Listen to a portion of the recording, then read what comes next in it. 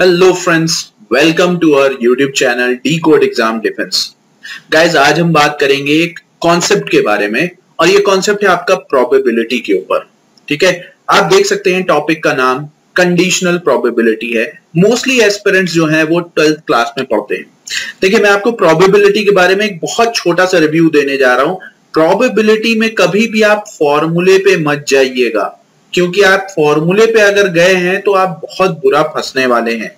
इसको अगर आपको सपोज कर लीजिए एक क्वेश्चन को करने में 2 मिनट लग रहा है, सपोज करिए मैं एक एग्जांपल ले रहा हूं, 2 मिनट लग रहा है इस क्वेश्चन को सॉल्व करने में, तो ये मान के चलिए जो 1.5 मिनट होता है वो आपका लॉजिक समझने में जाएगा, क्योंकि क्वेश्चन बहुत छोटा होता है। ठीक है, तो चलिए स्टार्ट करते हैं इस कंडीशनल प्रोबेबिलिटी के टॉपिक को। और जिसने मेरी प्रोबेबिलिटी की क्लास नहीं देखी है वो इस वीडियो के डिस्क्रिप्शन में उसका लिंक पा सकता है। ठीक है, I have put the link of probability in the description of this video, so you can go there and watch all the basic concept. Now I am trying to tell you about the conditional probability. Conditional probability क्या है, उसके लिए एक बहुत आसान सा example लेकर हम समझाते हैं। ठीक है, ये सभी को पता होगा प्रोबेबिलिटी क्या होता है, sample point upon sample space. ठीक है, इस बात को ध्यान में रखिए। Consider the experiment of tossing 3 fair coins. 3 coins को हम टॉस कर रहे हैं, तो उनका जो मैनुअल आपका सैंपल स्पेस है, यानी सारे पॉसिबल आउटकम्स है, वो इस तरीके से कितने 8 है। सैंपल स्पेस आपका 8 बनेगा। ठीक, अब बात करते हैं यहाँ पे कंडीशन की, और यहां पर आपका जो कंडीशनल प्रोबेबिलिटी है वो कैसे लगती है, कब आपको पता चलेगा कि कंडीशनल प्रोबेबिलिटी कह रहा है कि since the coins are fair we can assign the probability 1/8, यानी 1/8 होगा। ठीक है, जाहिर सी बात है, टू ईच सैंपल पॉइंट, यानी हर एक सैंपल पॉइंट के लिए। Alright, let E be the event at least 2 heads appear. वो एक इवेंट है ई, जिसके बारे में कह रहा है कि 2 हेड्स अपीयर करें। And F be the event first coin shows tail, यानी ये कंडीशनल प्रोबेबिलिटी आपकी तब लगेगी, आप ये बोल सकते हैं कि आपको एक इवेंट के बारे में पूछा जा रहा है पर दूसरा इवेंट ऑलरेडी हो चुका है। वो दूसरा इवेंट कौन है, एफ। ठीक, तो अगर हम यहां पर देखें तो हमारे पास जो सारे पॉसिबल आउटकम्स है उसमें अगर हम देखें पॉसिबिलिटी ऑफ इवेंट ई की, तो हम देख सकते हैं क्या होगी पॉसिबिलिटी। देखिए यहाँ पे कह रहा है एटलीस्ट 2 हेड, तो एटलीस्ट 2 हेड में कौन कौन है, कम से कम 2 हेड में तो 2 हेड आने चाहिए। ठीक, हेड हेड हेड, और यहां पर आप देख सकते हैं हेड टेल हेड, यहां पे आप देख सकते हैं टेल हेड हेड, कम से कम 2 हेड। ठीक है, ये हो गया। अब आएगा तीनों हेड। ठीक, ये आपका हो गया, यानी आपके पास 4 पॉसिबल केसेस बने। अगर हम इवेंट एफ की बात करें तो उसकी पॉसिबिलिटी क्या निकलेगी, जरा गौर से देखिए। तो यहां पे निकल रही है कि फर्स्ट कॉइन शोज टेल, यानी पहला कॉइन टेल होना चाहिए। तो देखो यहां पर टेल कहां कहां है, ये है, ठीक, ये है और ये है, तो इसके भी 4 हैं। ठीक, यहां पे समझिए टेल हेड टेल, और यहां पे tail head, sorry tail tail head और टेल टेल टेल। ठीक, तो ये आपके सामने क्या हो गया, ये इवेंट हुआ किसका, एक तो आपसे पूछा गया कि एटलीस्ट 2 हेड्स अपीयर, और फिर उसके बाद पूछा जा रहा है फर्स्ट कॉइन शोज टेल। तो अब यहां पर हम इसको कैसे सॉर्ट आउट करेंगे ये चीज समझिए। ठीक है, इसके लिए एक फॉर्मूला डिराइव किया गया है और उस फॉर्मूले की तरफ हम चलते हैं।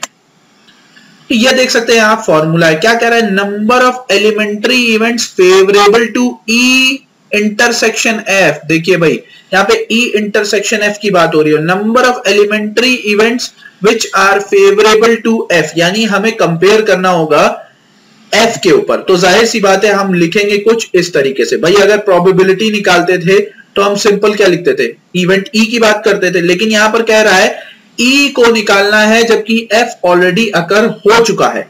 ठीक, तो यहां पर आप क्या करेंगे, आपके सामने जो है ई का इवेंट था वो आप देख चुके थे, क्या था भाई, हेड हेड टेल। ठीक है, हेड टेल हेड, और आपका क्या था, हेड हेड हेड, और यहां पर था आपका टेल हेड, सॉरी हेड और हेड, ये था। और एफ की बात अगर हमने की थी तो पहले टेल आ रहा था, टेल हेड हेड, फिर tail head tail, tail tail head और टेल टेल टेल। मजा आ रहा होगा आपको। तो अगर हम देखें यहां पर, अगर इनके इंटरसेक्शन की बात करें तो जरा गौर से देखिए यहां पर आपको क्या मिल रहा है कि ई और एफ में इंटरसेक्शन क्या हो रहा है। जरा गौर से देखिए, ई और एफ में इंटरसेक्शन में, इसका मतलब है दोनों में कोई एक कॉमन पॉइंट चाहिए, और वो कॉमन पॉइंट कौन सा है भाई, यहां पर देख सकते हैं आप, कौन सा, टी एच एच। भाई देखिए यहां पे मैं आपको साफ साफ दिखा रहा हूं, टी एच एच, ठीक है, ये ही कॉमन है। ठीक, अगर यही कॉमन है तो ये एक ही पॉसिबल आउटकम बनाया इंटरसेक्शन के हिसाब से, और एफ अगर हम देखें तो कितना है, 4। तो आंसर इसका कितना हुआ, 1/4। तो आपको इतना फॉर्मूले में उलझने की जरूरत नहीं है, आपको बस ये ध्यान रखना है कि कॉन्सेप्ट कैसे होगा। ठीक है, आपको 2 इवेंट ले लेने हैं और उसे कंपेयर भी उस इवेंट पे कराना है जिस इवेंट के बारे में कहा जा रहा है। ठीक, एक ऑलरेडी, देखिए पहचानना कैसे इसको, एक ऑलरेडी अकर्ड हो चुका होगा, दूसरों को उसके अकर्ड वाले के ऊपर रखकर पूछा जा रहा है। तो हमने क्या किया, उन दोनों में जो कॉमन है उसे उठाया और कंपेयर करा दिया जो ऑलरेडी अकर्ड हो चुका है। क्लियर? चलिए अब एक सवाल लेते हैं, सिंपल सा सवाल। आप देखिए यहां पे क्या कह रहा है, 10 cards number 1 to 10 are placed in a box, mixed up thoroughly, and then one card is drawn randomly. एक कार्ड को निकाला गया भाई, 1 से लेकर आपके कितने 10 हैं, ये आपके क्या हैं, पूरे नंबर्स हैं। ठीक, and then one card is drawn if it is known that the number on the drawn card is more than 3, यानी वो कह रहा है 3 से ज्यादा होना चाहिए वो वैल्यूज की। तो ये हो सकता है कि 4 हो, 5 हो, 6 हो, 7 हो, 8 हो, 9 हो और 10 हो। ठीक है, if it is known, already known, ये बता चुका है, यानी ये इवेंट हो चुका है। व्हाट इज द प्रोबेबिलिटी, अब प्रोबेबिलिटी किसके बारे में पूछ रहा है कि वो नंबर जो निकले वो इवन हो। तो इवन नंबर आप खुद सोचिए कितने होंगे, 2, 4, 6, 8, 10। ठीक है, और आपसे ऑलरेडी जब इवेंट हो चुका है तो ये आपका सपोज करिए एफ है। ठीक है, और ये जो है ये सब ये आपके ई है। तो अब मैंने क्या बोला, ई और एफ में कॉमन कौन है, तो देखिए 4, 6, 8, 10, यानी 4 इवेंट हुए। ठीक है, 4 पॉसिबिलिटीज हैं, और टोटल आपका किस पे होगा, गौर से देखिए, टोटल आपको किस पे कह रहा है, एफ पे, और एफ में कितने हैं, 1, 2, 3, 4, 5, 6, 7, यानी 4/7 इज द करेक्ट आंसर।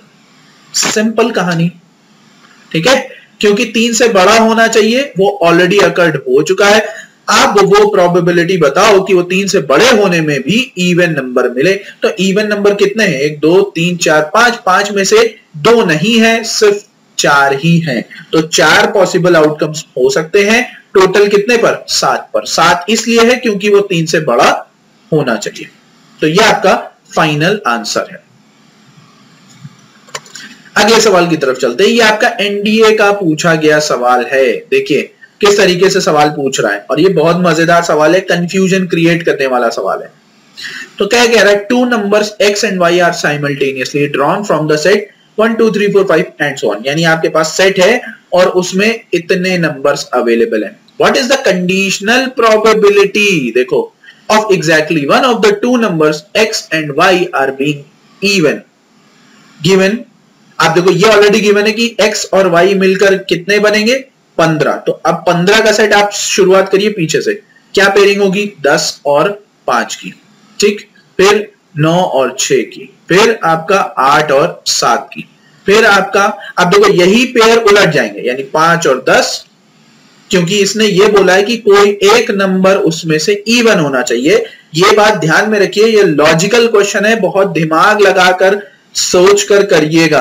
ठीक है, ये 2009 में पूछा गया था ये सवाल। अच्छा सवाल मुझे लगा कंडीशनल प्रोबेबिलिटी के ऊपर, तो मैंने यहां पर रख दिया। यहां पर आपको ध्यान रखना है कि आप सिर्फ इन 3 ही केस को नहीं लेकर जाएंगे, बल्कि वो नंबर रिवर्स करेंगे। क्यों, क्योंकि आपको x और y दोनों में से कोई एक ही को क्या देना है, इवन देना है। तो इट इज पॉसिबल कि x भी हो सकता है, y भी हो सकता है। ठीक है, तो 6, 9 और 7 और 8, तो ये रहा आपका क्या, ये रहा आपका F। कितने केसेस बने, 6। ठीक, अब यहां से जरा गौर से देखिए, कह रहा है कि एग्जैक्टली कोई एक इवन होगा। अब आपको नहीं पता इवन कौन सा होगा, तो x वाला केस भी आपने बनाया और y वाला केस भी आपने बना लिया, यानी यहां पर भी आपके कितने इवन निकले, 6। यानी अगर हम देखें तो E में भी आपका क्या होगा 6, तो टोटल 6/6 यानी कितना निकल कर आया 1। यानी इसका उत्तर जो होगा वो कौन सा करेक्ट होगा, फर्स्ट वाला ऑप्शन करेक्ट होगा। तो इस तरीके के सवाल आपकी कंडीशनल प्रोबेबिलिटी में होंगे। आई होप आपको कॉन्सेप्ट समझ में आया होगा। ये सिर्फ एक कॉन्सेप्चुअल वीडियो था और 2 एग्जांपल मैंने इसलिए रखे, एक बेसिक और एक आपका जो है एनडीए में पूछा गया सवाल। आप कंपेयर कर सकते हैं और देख सकते हैं कि किस तरीके से करे जा रहे हैं। इसी तरीके के कुछ क्वेश्चंस मैं अपने ऐप के टेस्ट में जरूर पुट अप करूंगा, ठीक है। वहां पर जाकर देखिए, आपको सभी तरीके के टेस्ट अवेलेबल हैं। If you go there you will definitely enjoy. और वो टेस्ट आपका क्या होगा, उस ऐप का नाम क्या है, आर्मर डिफेंस एकेडमी। और उस ऐप का लिंक जो है आपको इस वीडियो के डिस्क्रिप्शन में जरूर मिलेगा, ठीक है। तो जो हमारे साथ जुड़ना चाह रहे हैं वो उस ऐप को जरूर इंस्टॉल कर लें, क्योंकि वी विल डेफिनेटली प्रोवाइड, और हम एनडीए 2 का कोर्स लेकर आ रहे हैं बहुत जल्द।